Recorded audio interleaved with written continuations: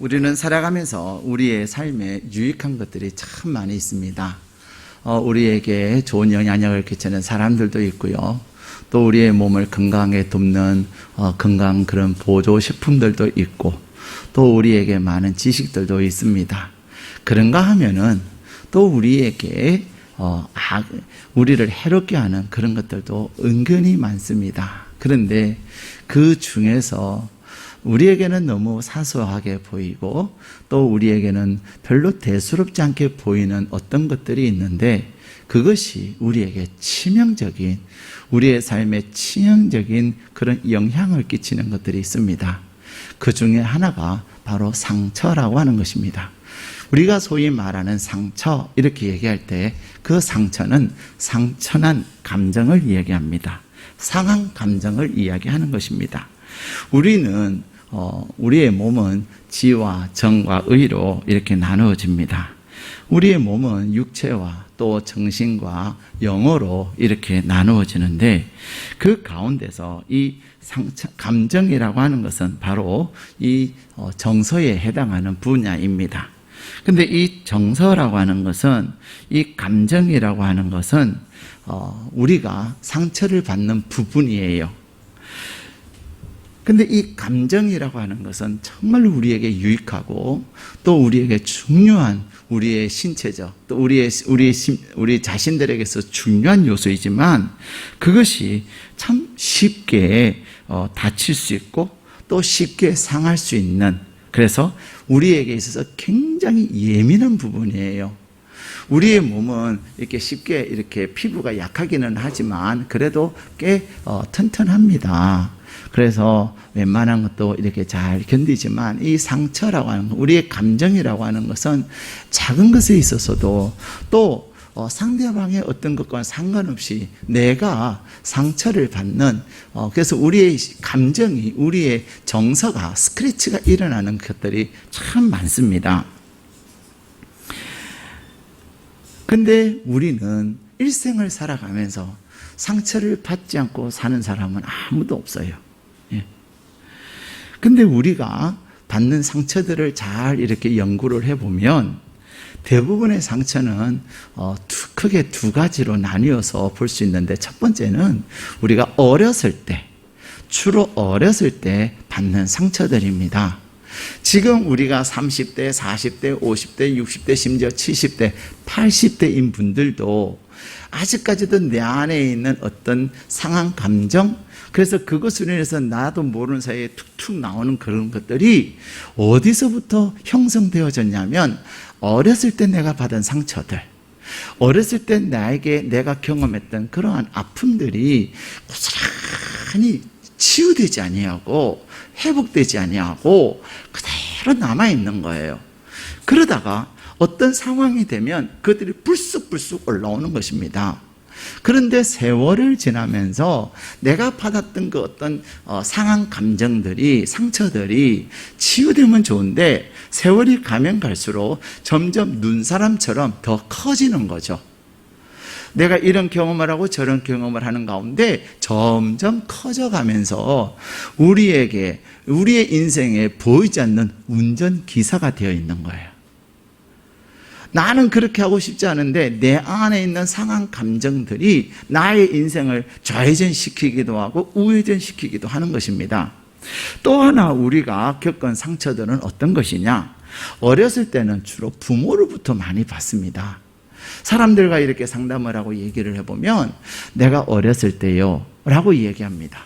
또 어떤 사람들은 내가 어렸을 때 겪은 상처인 줄도 모르는데 이야기를 하는 가운데 혹시 어렸을 때 이런 경험이 없었습니까? 라고 물어보면 맞대요.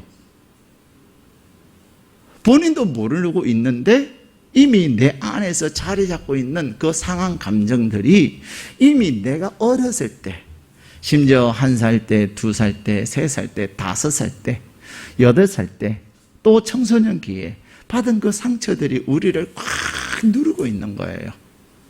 두 번째, 우리가 받은 상처는 또 하나는 뭐냐면, 우리가 살아오면서 내가 겪었던 어떤 충격적인 사건들, 또 내가 견딜 수 없는 나의 환경들, 그런 것들이 우리 안에서 상처로 자리 잡고 있는 거예요. 내가 감당할 수 없는 어떤 충격을 받았을 때, 그래서 제가 아는 분은요, 그렇게 복숭아를 좋아했어요. 근데 그가 청년기에 받은 어떤 충격 때문에 그때부터 이제 복숭아를 못 먹는 거예요. 복숭아를 먹으면 두드러기가 난대요. 근데 그러한 것들은 또 우리 과거에 유성경 목사님은 그렇게 새우장을 좋아하셨는데, 그래서 근데 그분에게는 이 새우를 먹으면, 특히 생새우를 먹으면 이렇게 막 토인입이 된대요. 그게 뭐냐? 신체적 그것들이 내 안에 있는 어떤 상처들이 신체적으로 나타나는 건데, 분명히 그러한 현상들을 겪는 분들은 상처가 있는 거예요. 어떤 상처죠? 자라오면서, 또 내가 살아오면서 어떤 환경이나 상황으로 인한 그러한 상처들인 거죠. 또 내가 겪은 어떤 충격들이 우리에게 상처로 자리 잡는 것입니다. 근데 왜 상처가 이렇게 중요하고 또 우리에게 문제가 되냐면, 이 상처가 있을 때에는 내 안에 있는 상처가 치유되지 아니하면 내 순간순간 내 마음의 평강을 깨트리는 거예요. 이 상처라는 것은요, 어느 날 갑자기 불쑥 솟아오릅니다. 그래서 그렇게 기쁘고 평안하다가도 그 어떤 그때의 현상이나 그때의 환경이나 또 그때 들었던 말이나 그것들이 누군가에 의해서, 심지어는 방송을 통해서도 또 지나가는 누가 하는 소리에 의해서도 확 내 마음에 다가오면 나는 돌변하게 되는 거죠. 그게 정말 무서워요. 우리가 사람들을 만날 때에도 예측 가능해야 되잖아요. 그래서 이럴 때는 이렇게 될 것이다, 예측 가능해야 되는데, 이 상처라고 하는 것은 예측 불가능이에요. 전혀 예측이 안 되는 거예요. 내 안에서 갑자기 훅 올라오는 거예요.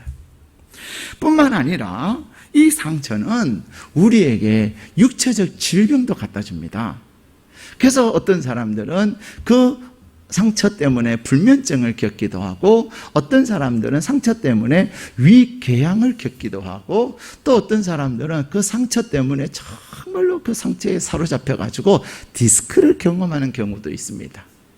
심지어는요, 극도의 스트레스가 어디로도 나타나는 줄 아세요? 당뇨에도 나타나요. 당뇨의 수치도요, 극한 스트레스를 받으면 내가 어떤 단 것을 먹지 않았음에도 불구하고 확 수치가 올라가요.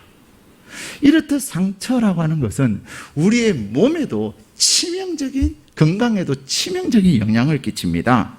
그런데 우리의 마음에, 우리의 육신의 질병에도 영향을 끼치고, 또 우리의 마음의 내면의 평강에도 영향을 끼치지만, 더 나아가서 우리로 하여금 대인관계에 있어서도 장애를 가져옵니다.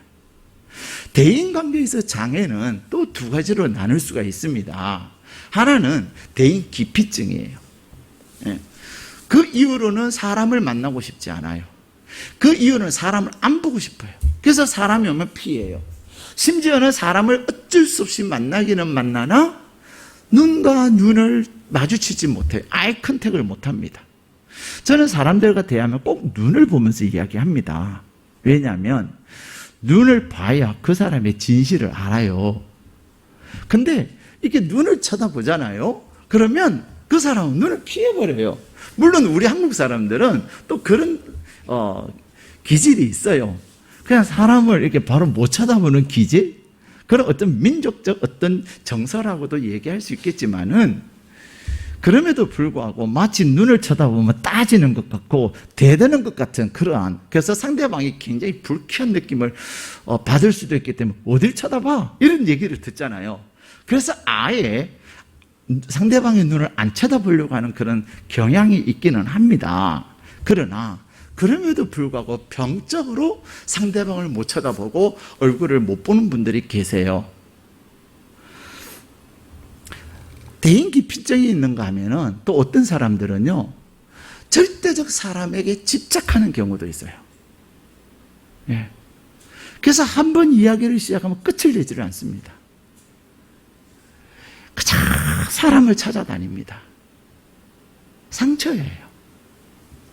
이렇듯 이 상처는 우리의 인생에 그냥 내가 대수롭지 않게 생각하고 내가 전혀 예상하지 못했지만 내가 겪는 큰 아픔이요, 내 인생의 장애예요. 예.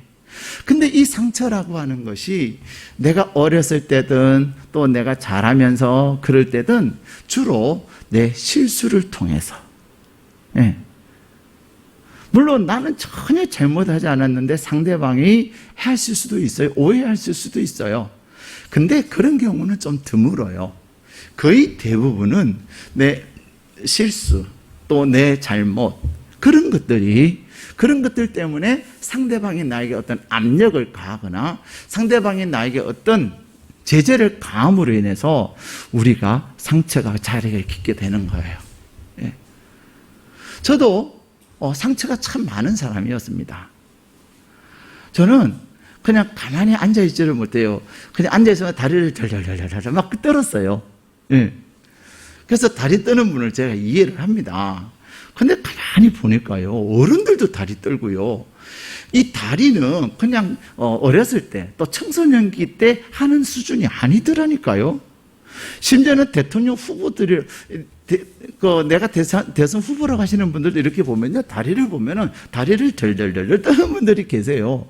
물론 그분들이 뭐 우리의 절대적 기준은 아니지만은, 그리고 나이에 많고 적음에 차이가 없더라고요. 또 남녀의 기준도 없어요.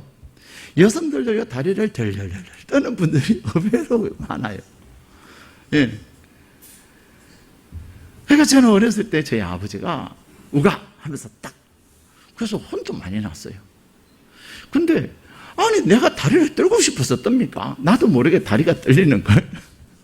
근데 요즘은 또 그런 얘기를 해요. 이 다리 떠는 것은 건강한 증거래요. 그래서 다리 떠는 걸 제지하지 말고 가만히 놔두래요. 하여튼 사람들이 이론들은 참 많아요. 근데 어쨌든 저는 어렸을 때 그랬습니다. 그래가지고 얼마나 혼이 났는지 몰라요.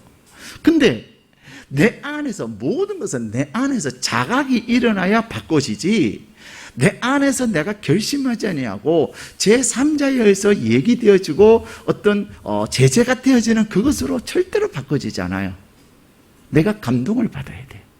내가 감동을 받는 것을 우리는 뭐라고 말합니까? 내가 은혜를 받아야 돼요. 절대로 하지 마세요, 하면 안 됩니다, 또 하면 어떻게 됩니다, 그러면 우리 안에 죄성은요, 그래? 해봐 하면서 더 하게 돼요. 그런데 내가 은혜를 받으면, 내가 주님 안에서 하나님의 사랑을 경험하며 나도 모르는 사이에 내가 옳지 않는 것은 안 하게 되고 내가 옳은 것은 더 하고 싶어지는 거예요. 그런데 물론 다리 떠는 것이 옳지 않다는 얘기는 아닙니다. 어쨌든 그러지 말아라, 복나간다, 막 그런 얘기를 들어도 저는 많이 떨었어요. 근데 사랑하는 여러분, 상처는 이렇듯, 근데 제가 주님을 만나고 나니까요, 제가 어렸을 때부터 그렇게 하지 말아라 했던 그것이 내 스스로, 요즘은 이제 뭐 다리 떠는 것이 건강의 증거다, 뭐 어쩌고저쩌고 그러지만, 적어도 제가 어렸을 때, 또 제가 자라오는 시절에는 그래도 다리 떠는 것은 안 하는 게 낫다라고 얘기되어지는 그런 시대였어요. 근데 제 안에서 안 해야 되겠다. 그러니까 나도 모르게 다리가 떨리면 어떻게 하죠? 누가 얘기하기 전에 제가 먼저 딱 스탑을 시키는 거예요. 처음에는 막 잘 안 됐지만, 아니야, 이거 스탑해야 돼, 떨면 안 돼, 그런 마음을 가지니까 이제는 내 스스로 제어가 되기 시작한 거예요. 무엇이에요? 상처의 치유예요. 저는 굉장히 주의가 산만했다 이렇게 얘기해요. 가만히 있지를 못했어요. 진짜 가만히 있지 못했어요. 그래서 아동부 때든 또 중고등 때든 교회 학교에서 얼마나 혼이 많이 났는지 몰라요. 너는 어찌 가만히 있지 못하냐. 그리고 또 사람들이, 심지어 우리 부모님들도 어찌 그리 너는 뽀시락거리냐 그러면서. 근데 지금은 너무 조용할 만큼 차분해질 수 있었어요. 저는 엄청나게 급했거든요. 근데 그 급한 것들도 오히려 왜 그리 여유를 부리세요라고 얘기할 만큼 여유도 가져요. 문제는 뭐냐? 과거에 내 안에 있는 상처로 인하여서 나에게 드러나는 어떤 행동들. 그리고 과거에는 누가 뭐라고 하면 제가 핑계도 잘 댔어요. 왜? 잘못한 것에 대해서 혼이 나니까. 근데 제가 하나님을 만나고 하나님의 사랑 가운데서 내 상처가 치유가 되니까 저는 그 어느 누구보다도 잘못했어요. 아이고 미안해요. 그런 얘기 진짜 잘해요. 예. 내가 미안하다고 말하는 거, 내가 잘못했다고 말하는 거 하나도 그것이 자존심 상하지 않아요. 내가 잘못했잖아요. 과거에는 내가 그런 게 아니고 누구 때문에 그러고 내가 그런 게 아니고 차가 들컹거려서 그러고 막 핑계를 많이 댔는데 이제는 그래요? 미안해요. 죄송해요. 그런 얘기를 저는 잘해요. 근데 오히려 그렇게 하면 편안해요. 얼마 전에도 제가 어떤 분하고 대화를 하는데 그런 얘기를 하시더라고요. 내가 미안하다고 얘기하니까 오히려 상대방이 편안해지더라는 거예요. 자기가 그것을 깨달은 지 3년 됐대요. 그전에는 내가 뭘 잘못했는데 당신이 잘못했지? 이렇게 했는데 그러면 그럴수록 자꾸만 갈등만 생기더라는 거예요. 근데 어느 날 하나님의 은혜를 깨닫고 또 하나님의 말씀 안에서 진리를 깨닫고 나니까 내가 먼저 미안하다고 말하고 또 나는 별로 잘못한 거 없는데 상대방이 불편하니까 미안해, 나 때문에 그랬다면 정말 죄송해요 라고 얘기를 했더니 오히려 상대방이 막 싸우려고 하고 상대방이 나의 어떤 것들을 얘기하려고 하다가 오히려 상대방이 뭐 그것도 아니지 뭐 그럴 수도 있지 뭐 이렇게 상대방이 바뀌더라는 거예요. 근데 그것이 다 어디서 나오는 거죠? 상처의 표현들입니다. 오늘 하나님께서 우리에게 주신 본문의 말씀에 보면은 마가라고 하는 사람이 등장을 합니다. 우리 10절 말씀 같이 읽겠습니다. 시작. 나와 함께 갇힌 아리스다고와 바나바의 생질 마가와 이 마가에 대하여 너희가 명을 받았음에 그가 이르거든 영접하라. 아멘.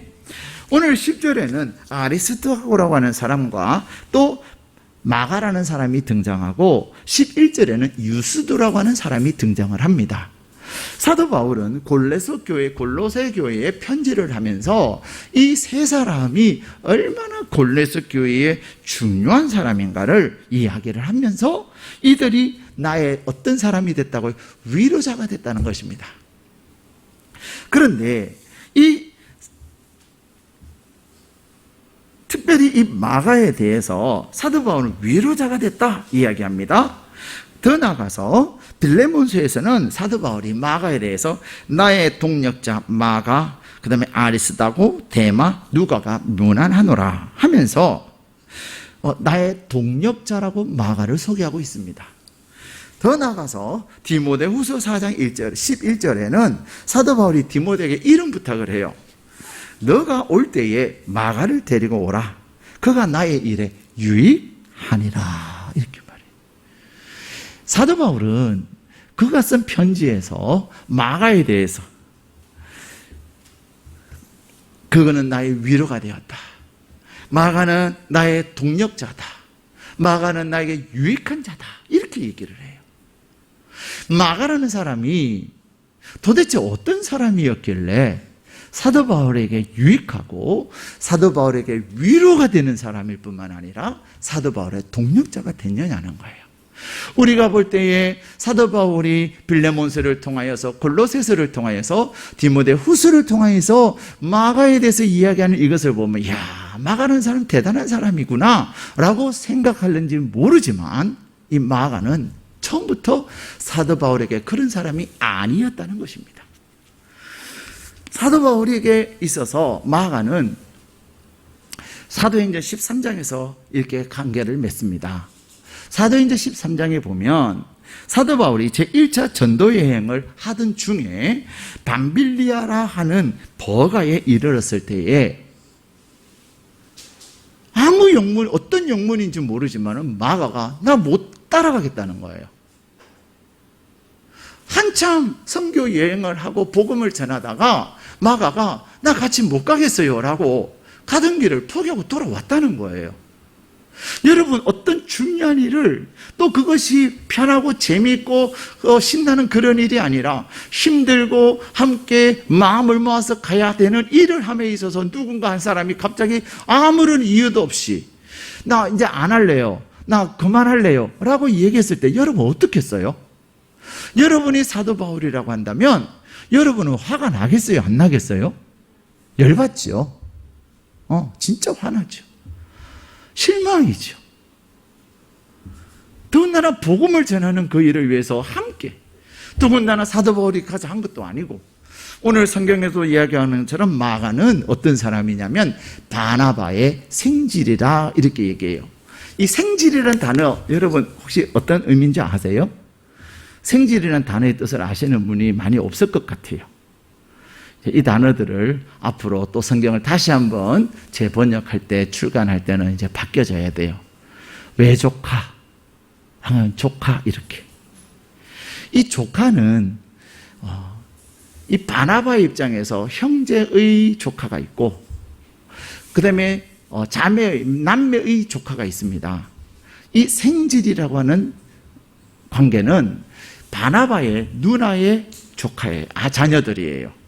그래서 외조카죠. 우리말로 말하면, 요즘 말로 말하면.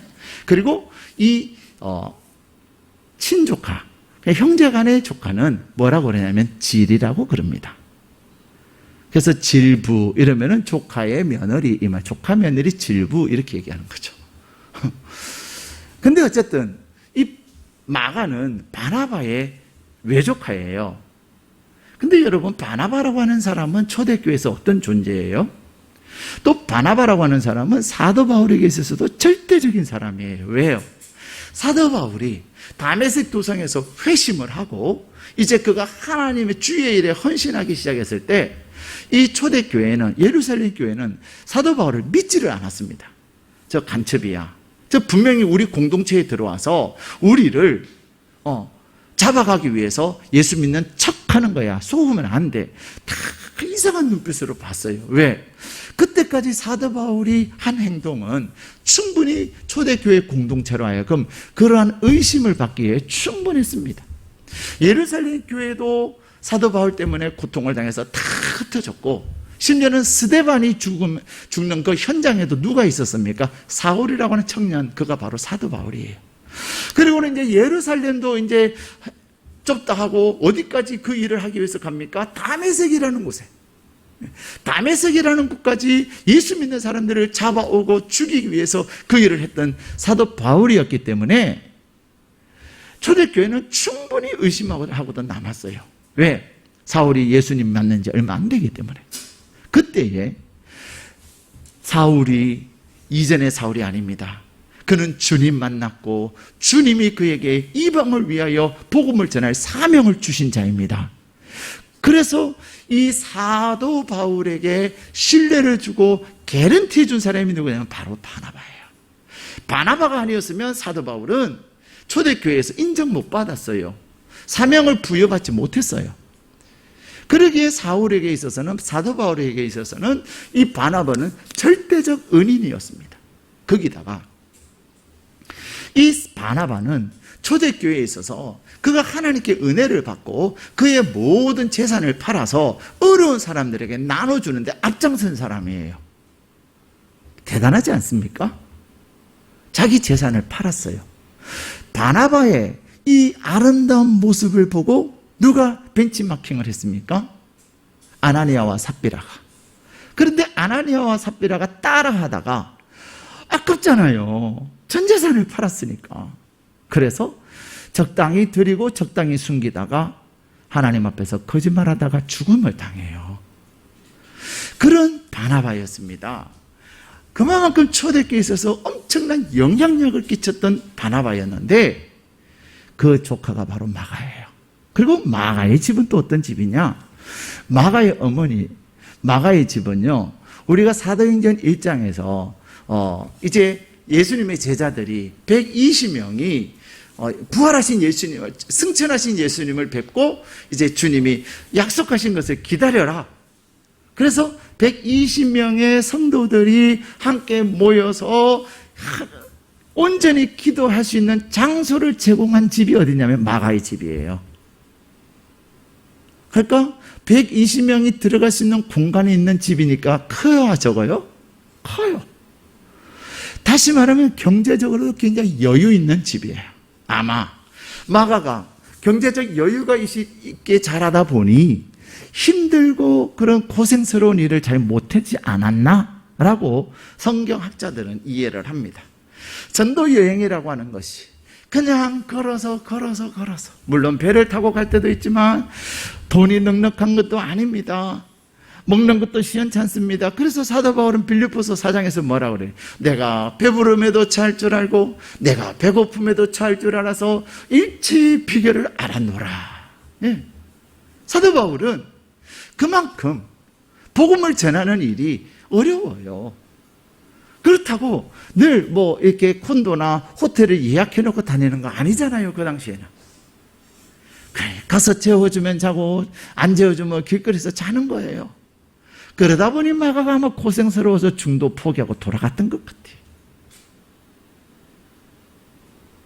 그런 마가인데, 그러니 바울에게 있어서는 정말로 실망스럽고 또 사역의 차질이 올 것 같은 것에 대한 분노도 있고, 그러던 차에 마가가 이제는 돌아봤다가 후회를 하고 사도 바울이 제2차 전도 여행을 떠나려고 할 때 바나바가 바울에게 얘기합니다. 사도 바울, 지난번에 1차 때 중도 포기했던 마가가 마가를 다시 데리고 가면 어떨까요? 그랬더니 사도 바울이 사도행전 15장에 보면 뭐라고 말합니까?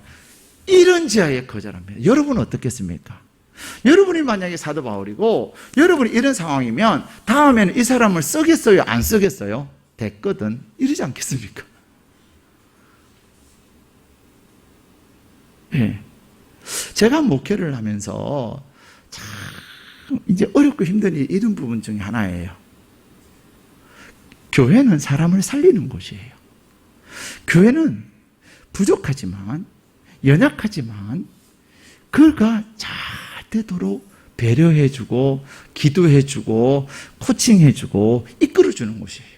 근데 우리 대부분의 사람들은 사람이 잘 되어지도록 회복되도록 하기보다는 그냥 잘해주기를 바라요. 그러다 보니 좀 실수하고 또 부족하고 이러면 좀 불편해하는 경향들이 있습니다. 그래서 아니에요. 좀만 기다려요. 또 지금은 과정이잖아요. 잘 될 거예요. 이렇게 설득하고 또 같이 공동체를 모아가는 일이 참 쉽지가 않아요. 그런 과정 속에서 어떤 분들은 또 화를 낼 때가 있어요. 그럼 내가 안 할 거라고.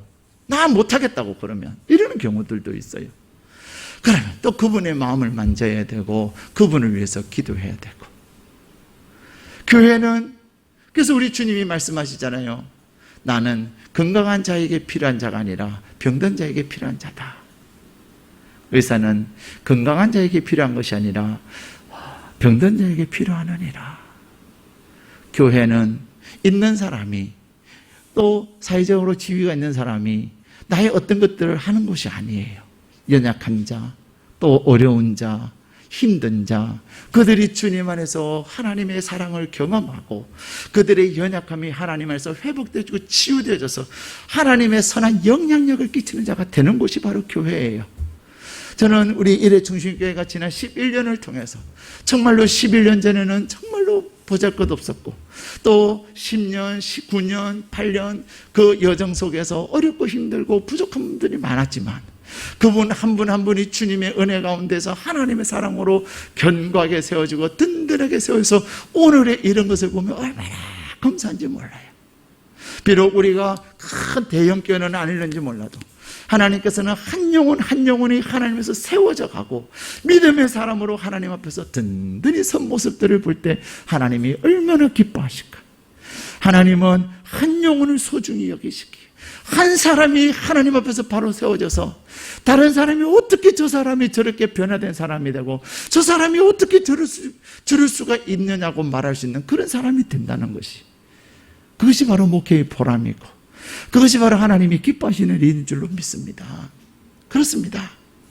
그런데 사도 바울은 주님의 일에 대한 열정이 너무 강하다 보니 이런 지하에 거절을 하게 된 거죠. 그것이 마가에게는 거절감의 상처가 된 거예요. 여러분, 거절감의 상처를 아십니까? 상처의 종류들이 많은데요. 그 중에서 정말로 사람에게 상함이 되는 것 중에 하나가 거절감이에요. 더군다나 오늘 이 마가는 무엇 때문에 거절을 당하지요? 자신의 연약함 때문에, 자신의 부족함 때문에,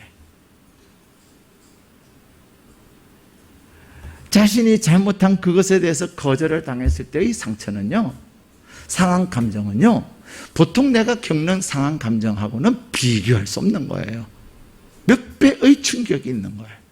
그런데 그런 강한, 그런 충격적인 상처를 받은 마가였는데, 그가 오늘 사도 바울에게 있어서 정말로 유익한 자다, 나의 위로가 되었다.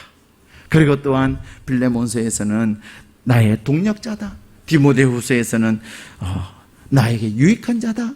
그리고 성경의 첫 번째 사복음서에서 가장 먼저 쓰여진 책이 어느 책인 줄 아세요? 마가복음이에요. 그 마가복음을 쓴 자가 바로 마가입니다.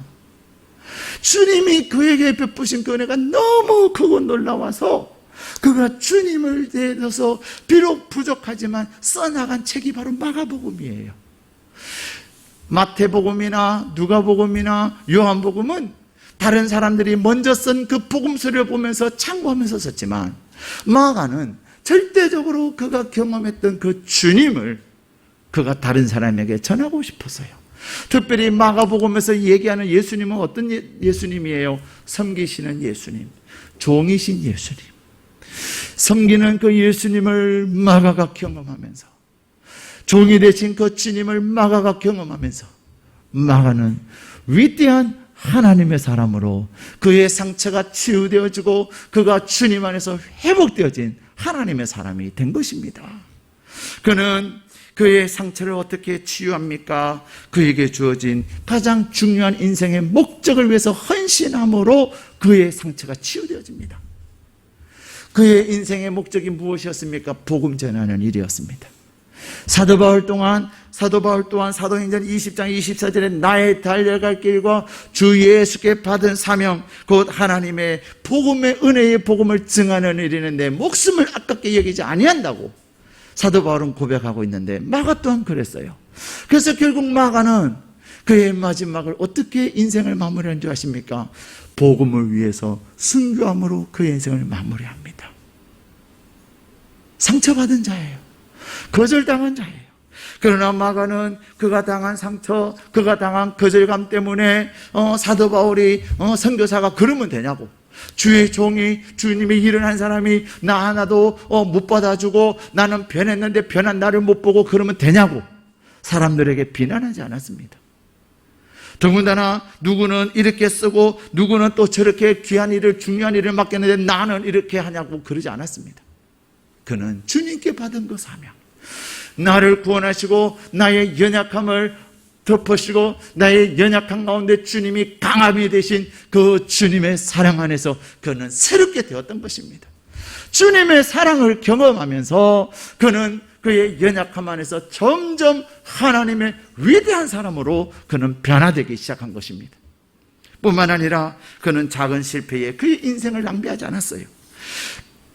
C.S. 루이스는 그렇게 이야기합니다. 사단은 그리스도인들이 실패에 집착하게 만든다. 그렇게 하면 승리가 마귀의 것이, 그의 것이 되기 때문에 그렇다. 그렇게 얘기합니다. 여러분, 우리는 때때로 내가 실패할 때가 있습니다. 내가 실수할 때가 있습니다. 그러면 우리는 내가 잘못하고 실수한 것에 집착하고 몰입해서, 그래 나는 이것밖에 안 돼, 그래 나는 그래서 할 수가 없어, 그렇게 할 때가 얼마나 많습니까? 우리는 실수할 수 있고 우리는 연약할 수 있어요. 그래서 우리 주님은 심지어는 우리가 범죄하고 우리는 죄 가운데 있는 것도 그것을 극복하지 못하는 것에 대해서도 주님께서 회개하는 자에게 은혜를 베푸시지 않습니까? 오늘 예배를 드리는 저와 여러분, 또 온라인으로 예배를 드리는 그 어느 누구도 주님 앞에서 나는 깨끗하다고 말할 수 있는 자가 누가 있겠습니까? 우리는 순간 물질적 유혹 앞에서 넘어집니다. 우리는 순간적으로 명예 앞에서 넘어집니다. 우리는 다른 사람들의 시기 질투에서 넘어집니다. 그러한 넘어짐 앞에서 또 열등감으로 인해서 내 안에서 힘든 그런 많은 것들을 겪지만은 그때 주님 앞에 나갈 때 나의 연약함을 감당하시는 주님께서는 나의 연약함을 주님 안에서 새롭게 하시는 줄로 믿습니다. 우리 주님께서는 우리의 연약함을 감당하기 위해서 육신의 몸을 입고 이 땅에 오셨고, 우리 주님께서는 우리 가운데서 하나님의 은혜를 위해서 죽은 자 가운데서 부활하셨던 것입니다. 독일 베를린의 막스 플랑크 교육연구소에 가면 그 연구소에서 15년 동안 1,000명을 대상으로 연구한 끝에 찾아낸 지혜로운 사람들의 공통점을 발견합니다. 지혜로운 사람은 도대체 어떻게 해서 지혜로운 사람이냐? 태어나면서부터 지혜로우냐? 이런 태어나면서부터 지혜로운 사람이 어디 있겠습니까? 사람들 가운데서 그래요. 애기 부모님들은 다 애기 바보래잖아요. 다 자기 애가 천재 같지만 자라면 자랄수록 실망할 때가 많잖아요. 진정한 지혜로운 사람은 누구냐? 라는 것을 연구를 했는데, 15년 동안 연구를 했는데, 지혜로운 사람들은 대부분 역경이나 고난을 극복한 경험이 있는 사람이더라는 겁니다. 인생의 쓴맛을 본 사람들이 순탄한 삶을 살아온 사람들보다 훨씬 더 지혜롭다는 것입니다. 여러분, 성경에 나오는 많은 믿음의 사람들을 보십시오.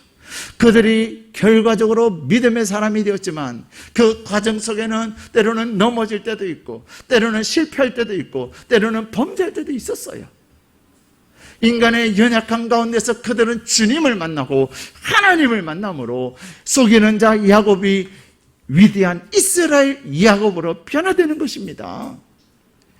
변덕쟁이 갈대와 같은 시몬이 이제는 견고한 반석인 베드로가 되는 거예요. 하나님은 오늘 저와 여러분에게 말씀하십니다.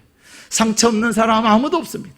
어렸을 때부터 부모로부터 받은 상처, 또한 선생님으로부터 받은 상처, 심지어는 형제들 간의 상처도 있습니다. 또 내가 지금까지 자라오면서 내가 원치 않았던 환경들, 내가 전혀 예상하지 못했던 상황들, 또 그런 어떤 문제들로 인하여서 내 안에 트라우마로 자리 잡고 있는 상처들도 있습니다. 중요한 것은 하나님은 우리의 그 상처들을 위대한 상처 입은 치유자가 되게 하시는 줄로 믿습니다.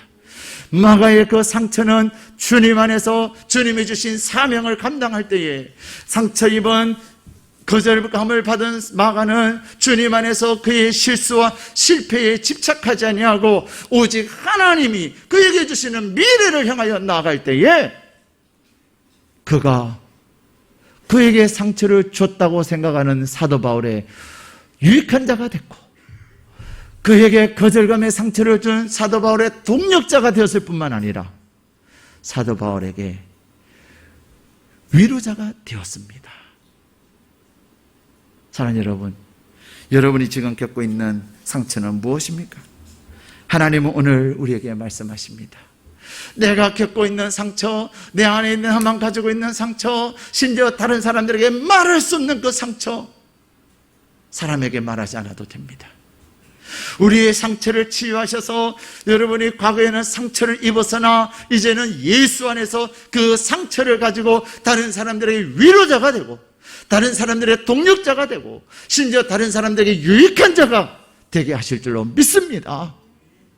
나에 있는 상처를 상처로 보지 마시고, 나에게 있는 그 상처를 그냥 그 상처에 함몰되어서 그냥 상처 타령이 나고 신세 타령만 하는 것이 아니라 내 상처를 통하여 일하실 살아계신 하나님을 바라보며 여러분 한 사람 한 사람을 통하여 놀라운 계획을 가지신, 그러나 그 계획은 상처를 통하여 이끌어 가시는 것입니다. 여러분의 상처에는, 여러분의 마음의 그 아픔과 고통에는 하나님의 놀라운 뜻이 있습니다. 그러기에 오늘 여러분 안에 있는 그 상처 더 이상 여러분의 인생의 장애물이 되지 않게 하십시오. 내 인생의 장애물이 되지 않게 하기 위해서는 내가 그 상처에 집착하지 마시고 하나님이 나에게 주신 사명에 온전히 올인하십시오. 나에게 주신 사명을 위하여 달려나갈 때에 그 사명이 그 무엇이든 주님 안에서 사명을 위하여 달려갈 때 상처는 치유되어지고 그 사명을 위하여 달려갈 때 하나님께서 여러분의 인생을 통하여 위대한 일을 이루실 줄로 믿습니다. 그래서 여러분의 상처를 통하여 여러분은 많은 사람들에게, 마가가 사도 바울에게 위로자가 되었고 동력자가 되었고 유익한 자가 된 것처럼, 여러분에게 상처 준 사람에게도 여러분이 위로자가 되고, 여러분에게 상처를 줘서 여러분을 아프게 한 사람이 있을지라도 그 사람에게 유익한 자가 되고 그와 함께 윈윈할 뿐만 아니라 그러한 상처를 가지고 아파하는 많은 사람들에게도 놀라운 위로자가 되시는 은혜가 있기를 주님의 이름으로 축복합니다.